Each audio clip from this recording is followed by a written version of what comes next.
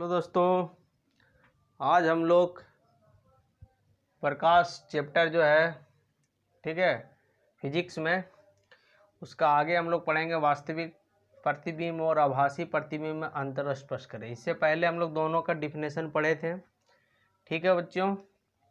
आज हम लोग दोनों में इसका डिफरेंस पढ़ेंगे, ठीक है। दोनों में अंतर क्वेश्चन में आता है कि वास्तविक प्रतिबिंब और आभासी प्रतिबिंब में अंतर स्पष्ट करें, तो दोनों में अंतर स्पष्ट करेंगे। तो सबसे पहला बात हम लोग जानते हैं कि वास्तविक प्रतिबिंब किसे कहते हैं, उसी का यहाँ पर हम लोग परिभाषा लिख देंगे और यहाँ भी परिभाषा लिख देंगे, डिफिनेशन लिख देंगे दोनों का सेम। तो अलग से याद नहीं करने की जरूरत पड़ेगा, क्योंकि यहाँ जो हम लोग इसमें इसका परिभाषा अगर याद किए हुए हैं, दिमाग में है मेरा, तो वही चीज़ यहाँ लिखना है और आभासी का भी यहाँ लिखना है, ठीक है। तो हम अगर वो नहीं लिखाते हैं, डायरेक्ट ये अंतर लिखा देते, तो यहाँ से भी आप अगर पूछ देते आपसे कि वास्तविक प्रतिबिंब किसे कहते हैं, तो आप ये आंसर लिख सकते थे। दोनों में यहाँ पर आपका इंक्लूड हो जा रहा है, तो ज़्यादा लंबा नहीं हो रहा है आपका ये नोट्स में, दोनों में एक ही चीज़ है, काम आ जा रहा है, ठीक है। वीडियो अच्छा लगता है तो लाइक और शेयर करें और बेल आइकन आप लोग दबाने ना भूलें, ताकि जब भी वीडियो डालें तो आप लोग को नोटिफिकेशन सबसे पहले आप लोग तक पहुंच जाए, ठीक है, ताकि आप लोग आराम से वीडियो देख सकते हैं। चलिए अभी हम लोग पढ़ते हैं इसमें क्या है डिफरेंस दोनों में। तो वास्तविक संख्या कल बता चुके थे इससे पहले वाले वीडियो में कि किसी भी बिंदु स्रोत से निकली हुई किरण पुंज परावर्तन तथा अपवर्तन के बाद जिस बिंदु पर मिलती है या मिलती हुई प्रतीत होती है, उसे हम लोग क्या कहते हैं, वास्तविक प्रतिबिंब। और इसमें जस्ट उल्टा क्या है, अपसरित होती प्रतीत होती है, तो उसे अभिसारी प्रतिबिंब कहते हैं। अपसरित का मतलब क्या होता है, वो एक्चुअल में होता नहीं है। जैसे हम फिगर बनाए थे, आप लोगों को बताए थे, जैसे स्टेप पे जो बताए थे कि ये आपका जाता है यहाँ से रिफ्लेक्ट कर जाता है, ये जाता है ऐसे रिफ्लेक्ट कर जाता है। तो ये लाइन में जो हो रहा है यहाँ से, ये जो आपका अभिलंब होगा स्टेप का, अगर ये एक्चुअल में ये कहाँ होता, अगर नहीं करता तो स्टेप में यहाँ ये हो सकता था, इमेजिन कर सकते थे हम लोग, ठीक है, कि ये आपका ये फिगर सही नहीं बना है तो इस स्टेप से बनता। तो यहाँ पर हम लोग मान सकते हैं कि ये आपका पॉइंट होना चाहिए, लेकिन ये तो रिफ्लेक्ट कर गया, ये रिफ्लेक्ट कर गया, ऐसे तो घूम गया है, तो एक्चुअल में ये कभी तो मिलेगा ही नहीं, लेकिन हम लोग मान सकते हैं कि ऐसा हो सकता था, ठीक है। तो ये आभासी प्रतिबिंब कहलाता है। इसे पर्दे पर प्राप्त किया जा सकता है, इसे पर्दे पर नहीं प्राप्त किया जा सकता है। इसे पर्दे पर देखा जा सकता है, इसको नहीं देखा जा सकता है। यह हमेशा उल्टा होता है और ये हमेशा सीधा होता है। तो तीन अंतर है, कोई दिक्कत नहीं है। उम्मीद करते हैं आप लोग समझ गए होंगे। नेक्स्ट क्वेश्चन हम लोग देखेंगे आगे। देखिए दोस्तों, अब हम लोग दर्पण में आ गए, ठीक है। उत्तल अवतल दर्पण बाद में हम लोग पढ़ेंगे, पहले हम लोग समतल दर्पण के बारे में जानेंगे। तो समतल दर्पण देखिए दोस्तों, समतल दर्पण जो है आपका से ज़्यादा क्वेश्चन नहीं पूछता है, ठीक है। इसमें से 2 क्वेश्चन बनने लायक है जो हमने बता दिया। अगर आज आ गया कि समतल दर्पण किसे कहते हैं, तो आप यहाँ से डिफिनेशन दे सकते हैं, कोई बड़ी बात नहीं। अब लिखा है कि समतल दर्पण किसे कहते हैं, फिर समतल दर्पण पर बने हुए प्रतिबिंब की प्रकृति लिखें। अलग अलग क्वेश्चन बनाने इसको फायदा है नहीं, यहीं से आपका आंसर आ जाएगा, ठीक है। तो ध्यान से देखिए, समझने की कोशिश करिएगा क्वेश्चन में कि समतल दर्पण पर बनते हुए प्रतिबिंब की प्रकृति लिखें। जब समतल दर्पण होता है तो उसमें जब बनता है प्रतिबिंब, तो उसके प्रकृति के बारे में लिखना है। तो जो प्रकृति लिखेंगे, जो इसके बारे में लिखेंगे, वही तो समतल दर्पण होगा, उसके विशेषता भी वही होगा। और समतल अगर बोल देगा समतल दर्पण की विशेषताएं लिखें, तो यही चीज़ लिखेंगे।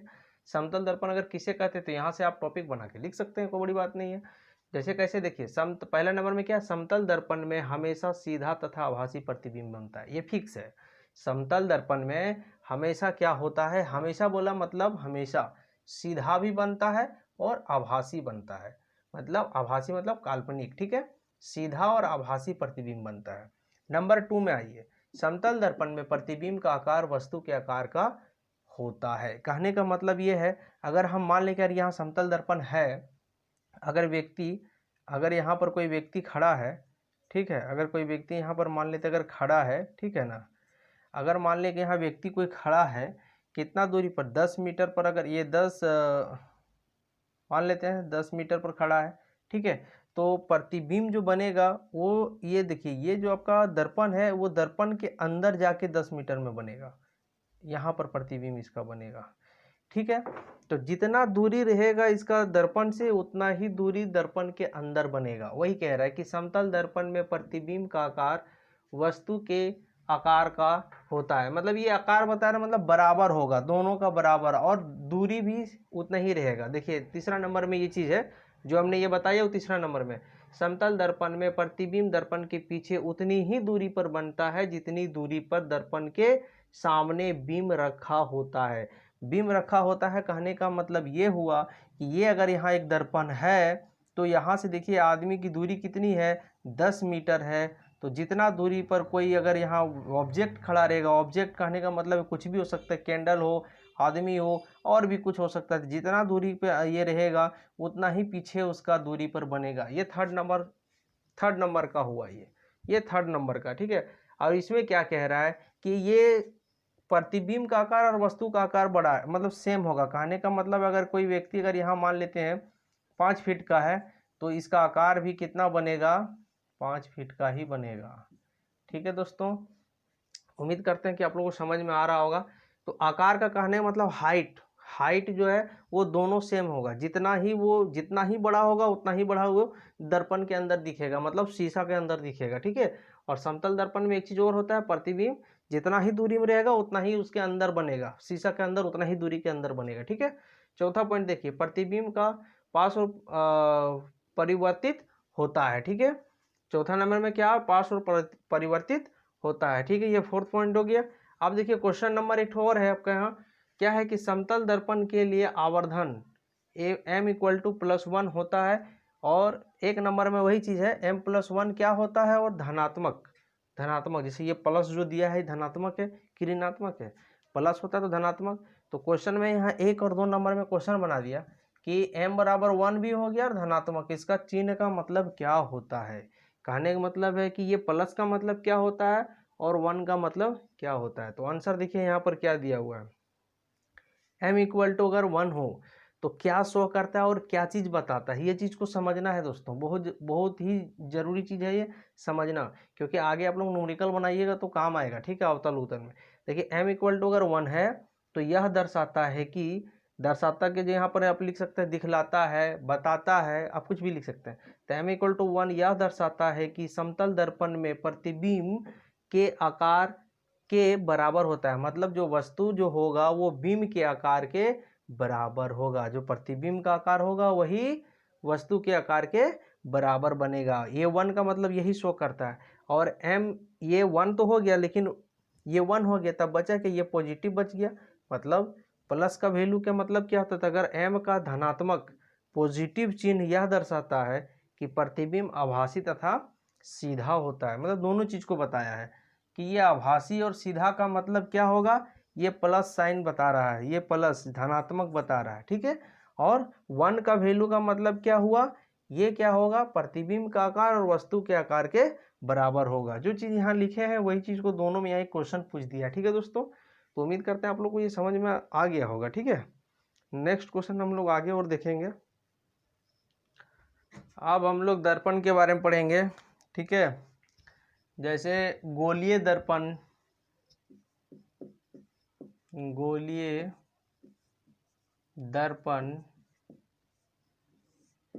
दर्पण किसे कहते हैं या क्या है। ठीक है। तो क्या लिखेंगे इसे, ऐसे दर्पण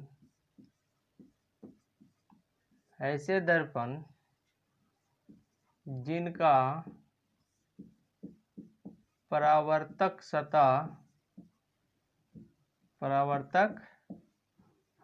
सतह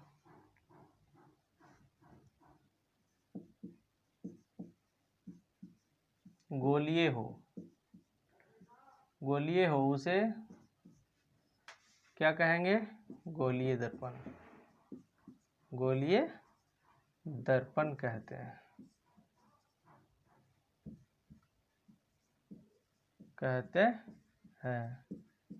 ठीक है। जैसे स्टेप का गोल रहेगा तो गोलीय दर्पण हो गया। ठीक है। अब अगर कहा जाए कि दर्पण कितने प्रकार के होते हैं, क्वेश्चन पूछा जाए कि दर्पण कितने प्रकार के होते हैं, दर्पण कितने प्रकार के होते हैं, तो डायरेक्ट लिखते हैं, क्वेश्चन को लिखने से कोई फायदा है नहीं। तो दर्पण कितने प्रकार के होते हैं? तो पहला क्या होगा, अगर बोले तो 2 प्रकार के। तो पहला क्या लिखेंगे? अवतल दर्पण। क्या लिखेंगे दोस्तों? अवतल दर्पण, ठीक है। और दूसरा क्या लिखेंगे? उत्तल दर्पण। उत्तल दर्पण,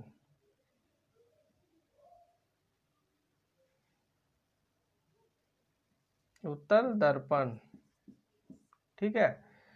तो देखिए ये गोलीय दर्पण है, इसको तो हम लोग गोलीय दर्पण कहेंगे, ठीक है। ये गोलीय दर्पण हो गया। लेकिन अगर इसको बीच में ऐसे कटिंग कर दिया जाए तो देखिए 2 भाग बन गया, एक ये भाग बन गया आपका और एक ये भाग बन गया। तो ये वाला जो भाग होता है इसी को कहा जाता है अवतल दर्पण। ऐसे जो अंदर की ओर धंसा हुआ हो, तो इसका कलर किधर किया हुआ रहता है? इस साइड में, ठीक है। इस तरह से बनता है, ये मुख्य अक्ष कहलाता है। ये बाद में बताएंगे, आप लोग को समझ में आएगा। तो इसको हम लोग क्या बोलेंगे? अवतल दर्पण, ठीक है, अवतल दर्पण।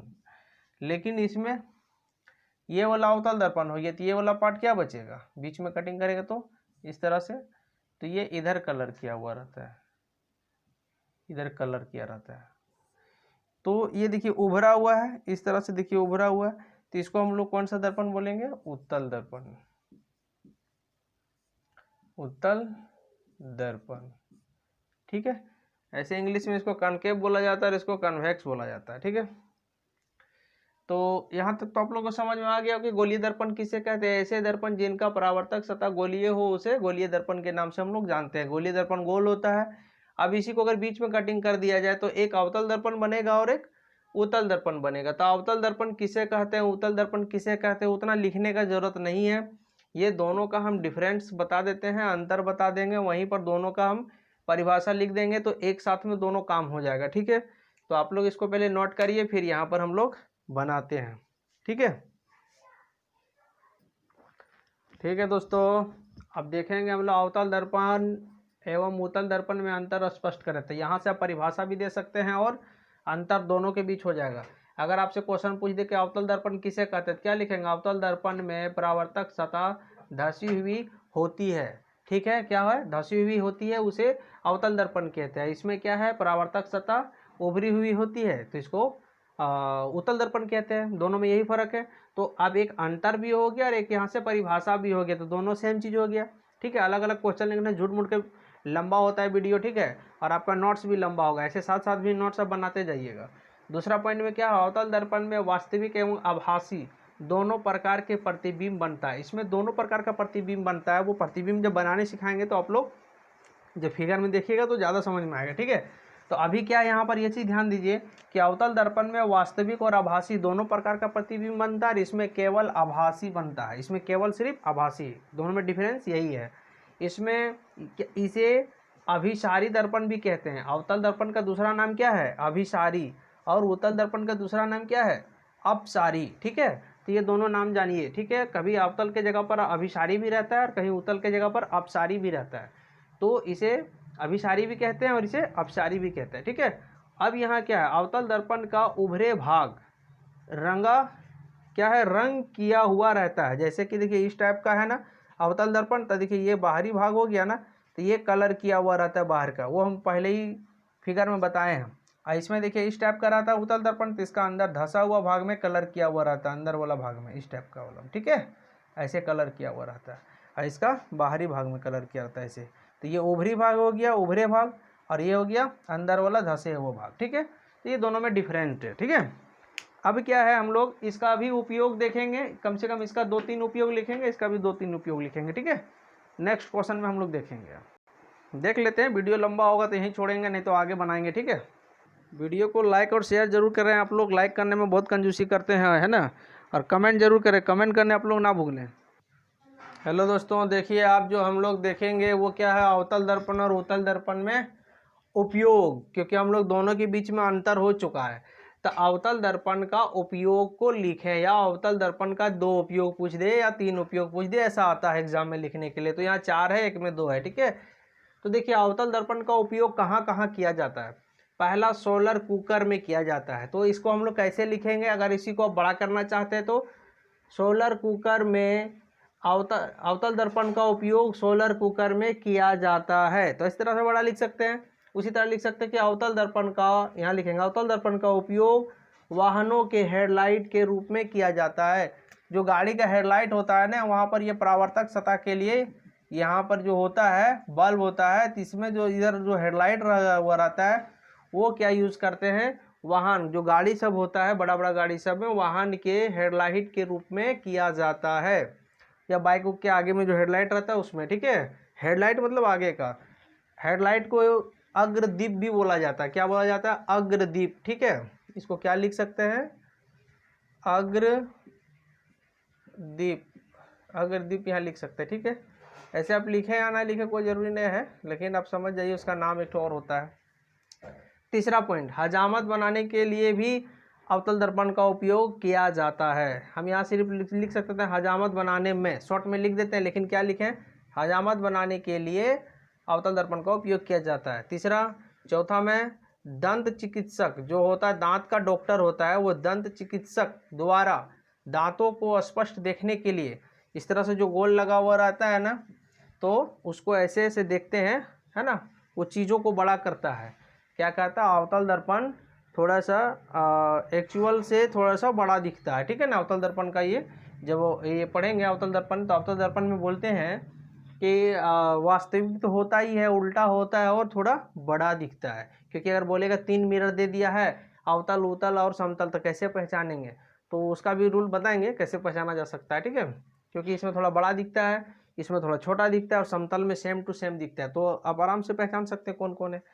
तो ये चौथा पॉइंट, ये 4 पॉइंट कंप्लीट हो गया। उत्तल दर्पण का उपयोग, तो उत्तल दर्पण का उपयोग दोस्तों कहाँ कहाँ क्या किया जाता है? मोटर गाड़ियों में साइड मिरर के रूप में। देखे होंगे गाड़ी का जो हेडलाइट होता है, ये साइड मिरर होता है, वहाँ देखिए इस टाइप का लगा रहता है, ताकि पीछे से जो गाड़ी सब आता है उसको आसानी से देखा जा सकता है। बाइक चलाते हैं तो देखिएगा ये साइड मिरर रहता है ना, यहाँ पर लगा हुआ हैंडल में, जो हम लोग पीछे से कोई आता है तो देखते हैं। तो ये कौन सा उपयोग किया जाता है? उत्तल दर्पण का। उत्तल दर्पण का उपयोग किया जाता है। क्यों? क्योंकि इसका दृष्टि क्षेत्र बहुत बड़ा होता है। यहाँ पर अवतल का उपयोग नहीं कर सकते क्योंकि उसका दृष्टि क्षेत्र उतना बड़ा नहीं होता है, इसीलिए यहाँ पर उत्तल दर्पण का उपयोग किया जाता है। सड़क में बल्ब के ऊपर, सड़क में बल्ब के ऊपर परावर्तक के रूप में भी किया जाता है। किसको? उत्तल दर्पण का। तो ये इसका उपयोग था। ठीक है, अगर बोल दिया जाए कि 3 ठो मिरर है,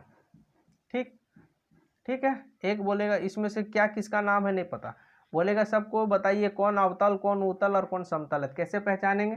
बारी बारी से जा करके यहाँ देखा जाएंगे, अपना अगर शरीर, अपना बॉडी को यहाँ दिखाएंगे, अपना इमेज, तो उत्तल दर्पण में क्या होता है?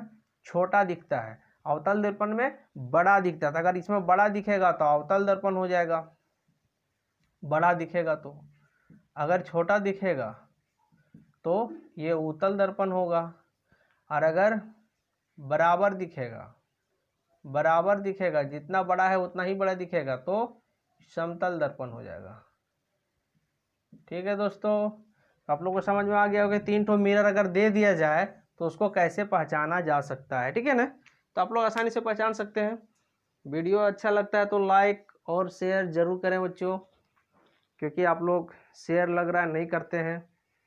ज़्यादा से ज़्यादा बच्चों में शेयर करिए, दोस्तों को बताइए अपना कि यहाँ पर फिजिक्स तो अभी स्टार्ट हो गया है, बायो का भी हम जैव प्रक्रम का पहला जो एक आपका टॉपिक है पोषण, उसको कंप्लीट करवाए हैं। अभी आपका और उसमें बाकी है श्वसन, वाहन, उत्सर्जन, सब पढ़ाएंगे। ठीक है बच्चों, आगे देखते हैं। और ठीक है दोस्तों, लाइट चली गई है, अब नेक्स्ट वीडियो बनाएंगे। तब तक के लिए धन्यवाद बच्चों।